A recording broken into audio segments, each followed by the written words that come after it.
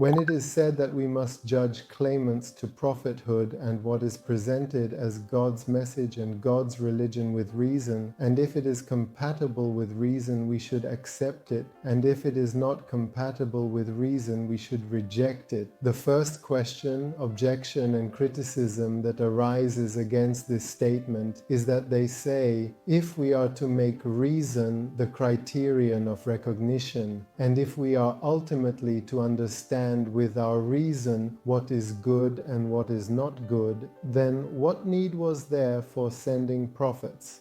The general conception is that because reason is imperfect and because our reason does not reach the desired result and we cannot understand what is good and what is bad, it is for this reason that God sends prophets.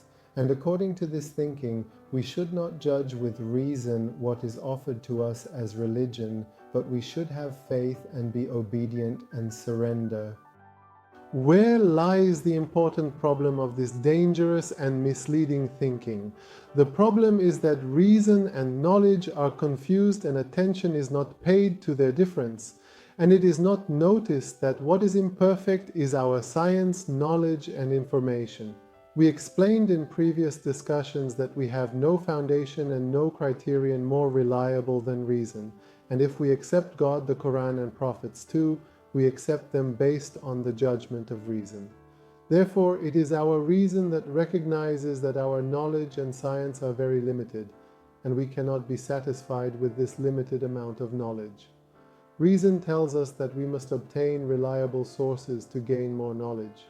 The function of reason is to evaluate the source from which we obtain information and tell us whether this source is trustworthy or not, and whether the information it gives us is compatible with our previously confirmed information or not. Reason functions very precisely and correctly in this role, and this enables us to identify credible sources and obtain better information.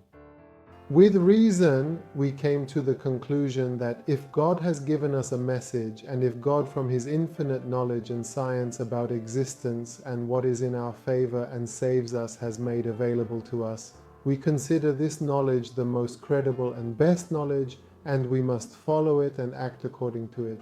But the point was how to be sure that this knowledge and information that has now reached us is truly from God.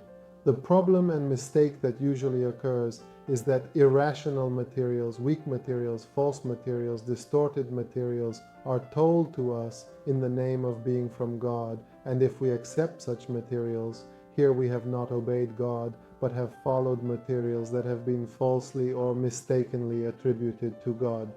Therefore, the benefit of sending prophets is very abundant, high, and valuable. They show us the essential knowledge and paths of happiness that we do not know.